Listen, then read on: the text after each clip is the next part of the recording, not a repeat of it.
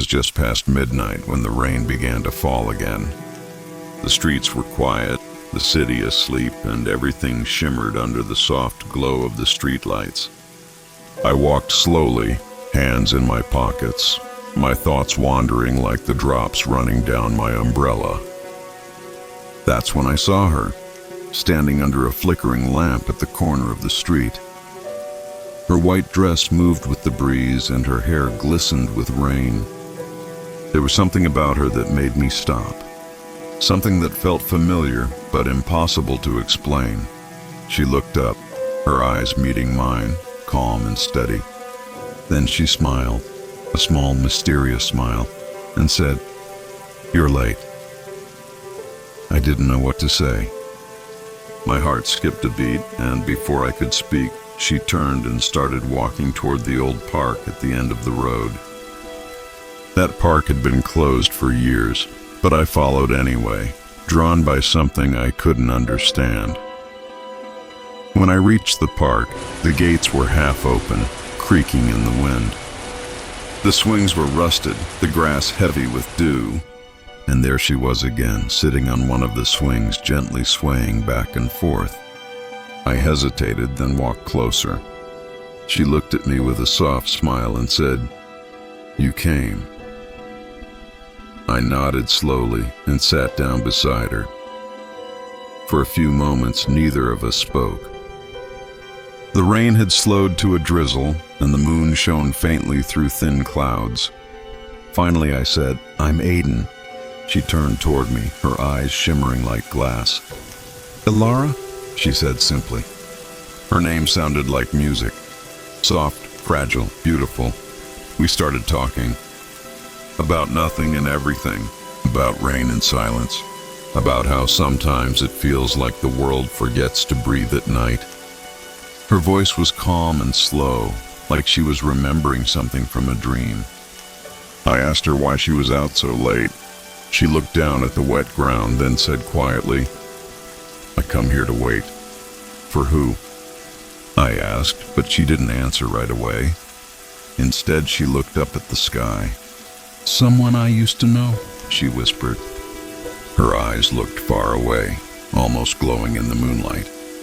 "Do you believe that souls can meet again, even after they've been lost?" I didn't know how to respond, but something in my chest tightened. I nodded. She smiled softly, like she already knew my answer. We talked for what felt like hours.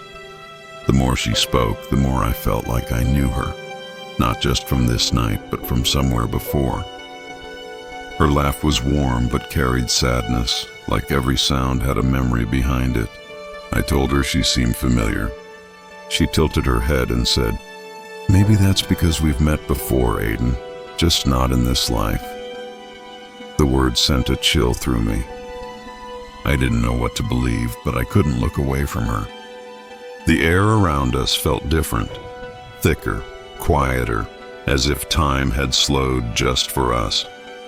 Then, without warning, a flash of lightning lit up the park, and for a moment, I could see right through her.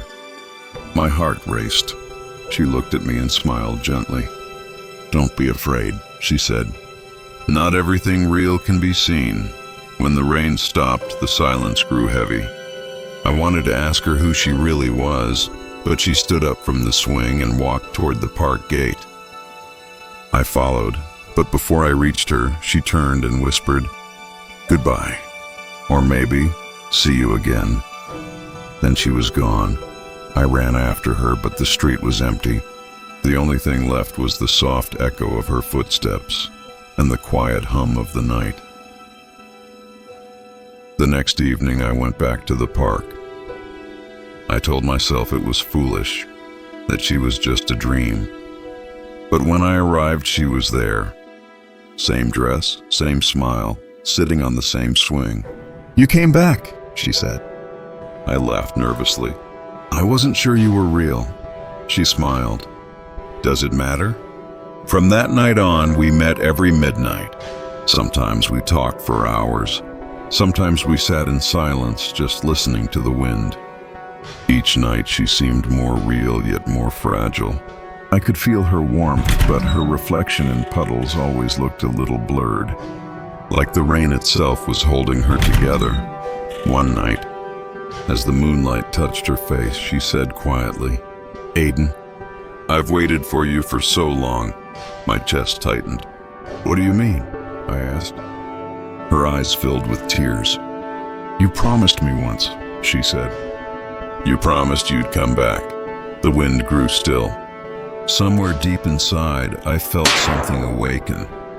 A memory I didn't recognize, but somehow knew was mine. "Maybe I did," I said softly. She smiled through her tears. "Then you kept your promise." She reached for my hand, and for the first time I felt warmth. Real warmth. Her fingers trembled slightly in mine. "I don't have much time left," she said. "When the morning comes, I'll have to go." I shook my head.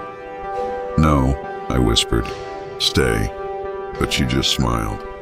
"Love doesn't stay, Aiden. It moves. It changes, but it never disappears." As the first light of dawn touched the horizon, her hand began to fade. "Elara!"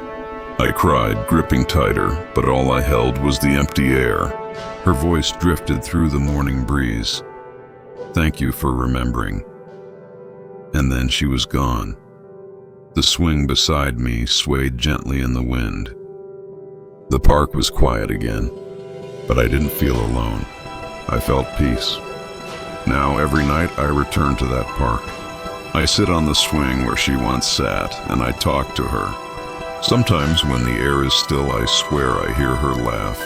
Sometimes I feel her presence beside me, as real as the night itself. And sometimes, when the rain falls just right, I see her reflection in the puddles, smiling at me the way she did that first night. I've come to understand something. Elara wasn't a ghost. She wasn't a dream. She was love, unfinished, patient, and eternal. Love that waited for me across time, across silence, across lifetimes. Now I know that love doesn't vanish when people do. It lingers, in places, in memories, in moments when the world feels still. It's there in the sound of rain, in the whisper of wind, in the glow of the moon. It's there every time I close my eyes and whisper her name, Elara, the girl who taught me that even in the quietest midnight, love is never truly gone. It just finds a new way to return, again and again and again.